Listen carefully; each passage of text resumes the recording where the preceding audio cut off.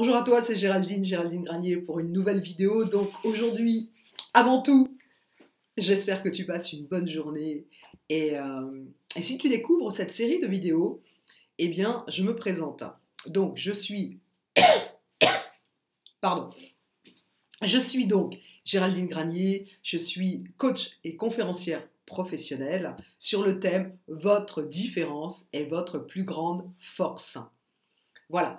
Donc aujourd'hui, j'accompagne des, des entrepreneurs, des dirigeants d'entreprise, des cadres dirigeants, également des artistes et des comédiens, qui sont tous dyslexiques ou au potentiel hyperactifs, hypersensibles, et, voilà. Et donc, en fait, ce sont des personnes qui me ressemblent, et voilà, moi j'ai transformé mon plus gros problème de vie, la dyslexie, je ne sais pas vraiment lire et écrire comme tout le monde, mais j'ai transformé ça en un bel atout professionnel et aujourd'hui donc j'accompagne parfaitement ces personnes-là pour savoir leur apprendre en fait par exemple à faire les mêmes choses en 3 fois moins de temps, pouvoir se libérer du regard des autres ou voir comment cette créativité peut être comment dire, utilisée.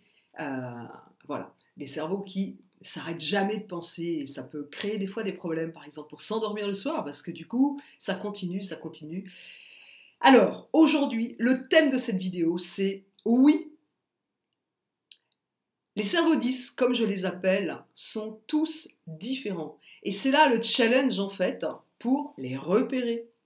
Il y a des personnes qui viennent me voir et qui ont été diagnostiquées euh, au potentiel, ou ils ont été diagnostiqués hyperactifs, TDHA ou TDAH, quelque chose comme ça, ou hypersensibles, ou ils ont été diagnostiqués dyslexiques ou dyscalculiques, etc.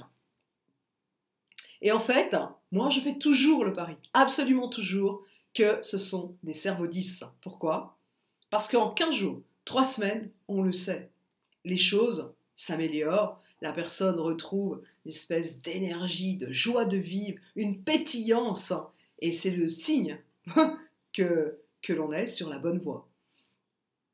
Donc oui, ils sont tous différents et c'est donc un challenge pour les repérer. Voilà. Donc, si autour de vous, autour de toi, si tu as effectivement des collaborateurs qui ont par exemple des grands sauts d'humeur, ou alors des collaborateurs où tu rencontres d'autres dirigeants ou d'autres artistes qui sont par exemple très novateurs, qui ont des idées, ça tourne toujours dans leur tête, ou qui ont la difficulté en fait à rester 1 heure et demie, 2 heures, 4 heures en réunion et qui ont besoin de bouger, ce sont où tu as repéré une hypersensibilité. Voilà, des gens qui vont, un mot, un regard, une attitude, vont réagir à ça.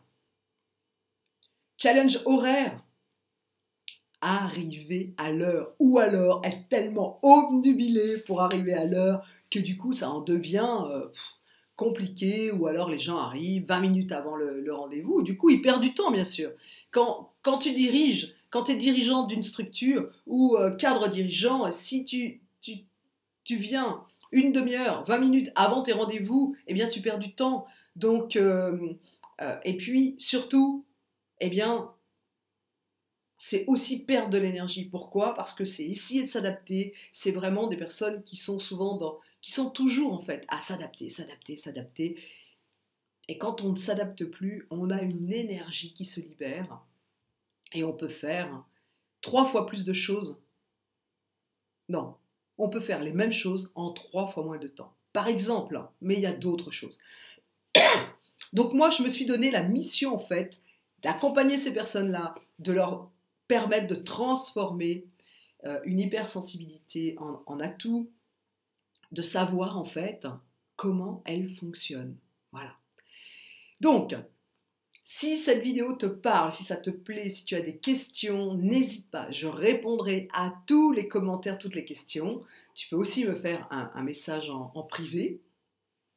Et si tu penses que cette vidéo peut être intéressante, voire importante pour au moins une personne de ton organisation, de ta structure, de ton entreprise ou sur le plan personnel, eh bien, partage.